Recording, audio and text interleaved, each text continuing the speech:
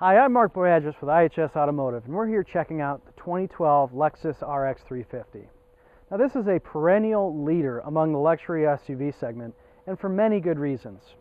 We have a very good 5-passenger crossover SUV with good power, good fuel economy, a base price just under $40,000, and technology to boot, including a hard disk drive navigation system, remote touch HMI, voice recognition with Bluetooth, telematics from Lexus Enform, and a rear seat entertainment system, just to name a few. However, while there's much to love about this car, there were a few things we actually thought could have been better among the technologies. Let's take a look on the inside to see what they are.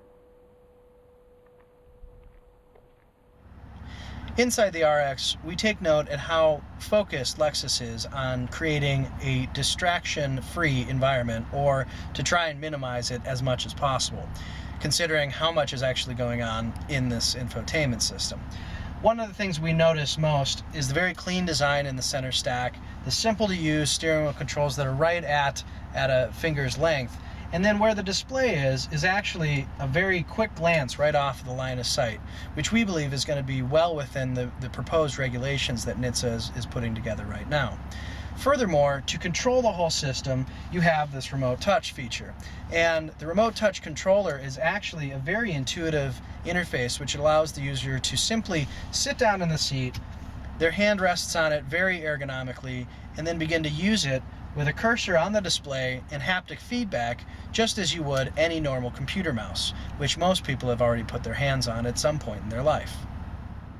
In the back of the RX, we have this 7-inch dual screen rear seat entertainment system, which integrates very nicely with the front seat entertainment system. The DVDs are all integrated through there, and much of the command and control can actually be operated from the front as well. But the users in the back seat have the option through this remote control to operate either screen with separate content at any one time, and listen to separate content through 2 sets of wireless headphones. Now, the problem we have with this whole system, while it's done very well, we have a problem with the idea of rear seat entertainment now. A DVD player is kind of antiquated compared to things like Blu-ray or the options of the iPad or other type of application-based content, whether it's a PSP or a smartphone. And so the question begs, why get this over something else, especially if you're already plopping down $52,000 for this type of car? Now, one really handy ADAS feature of the Lexus RX that we like is this front wide view camera that sits right underneath this mirror. And what it allows the user to do is, when they're turning into a spot and they can't quite see the right front corner of their car, this camera can activate and it'll show you on the display screen how you are in relation to the parking spot, the car, the post office box, whatever. And it really, even though this isn't a huge SUV, came in quite handy when we were using this vehicle in and around town.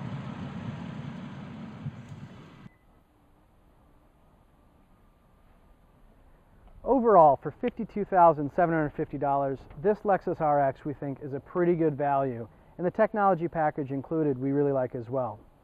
The things that we particularly liked were the remote touch HMI, which is soon to get its 2nd generation of implementation, the right side front wide angle view camera, which is really good for those hard to park parking spots, and the baseline standard Lexus branded premium audio system.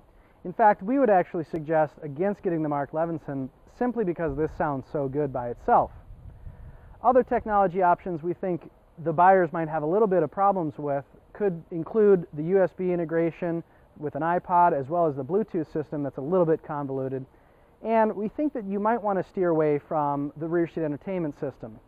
When you think about what 2 screens plus a DVD player might offer the rear user in terms of entertainment versus what an iPad dock of a BMW X3 might offer, or a Wi-Fi hotspot of an Audi Q5, the Lexus system really starts to look a little bit antiquated.